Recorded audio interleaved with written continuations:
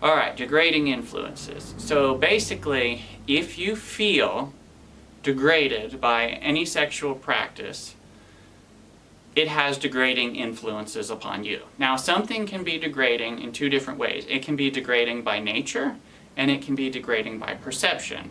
Example of something that's degrading by nature is adultery or fornication. You know, the Bible teaches these things are degrading, and whether you feel it or not, you are being degraded. You're degrading yourself, okay?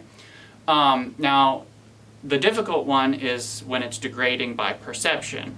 For example, a woman may feel degraded having doggy position sex because, you know, just the word makes her feel like she's an animal, okay? Somebody may feel degraded, you know, by bondage sex or using restraints because it makes them feel like they're a slave.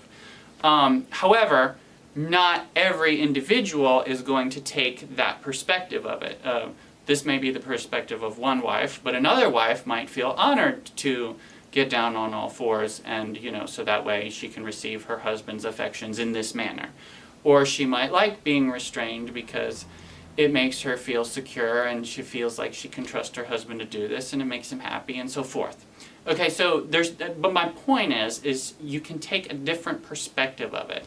So, and therefore it is either degrading upon you or it's not, purely based off of your perspective and how you're receiving the practice. So pretty much, if you feel degraded by something, and it's not genuinely degrading according to Scripture, but it's a perspective-based degrading. If you feel degraded by something in this way, there's two things you can do about it. One, you can either say no to the practice, or you can change your perspective. It's really easy to say no, but you want to be careful because sometimes saying no can cause a lot of grief for your spouse. But it may be necessary to say no. I don't know. This is something you have to judge for yourself.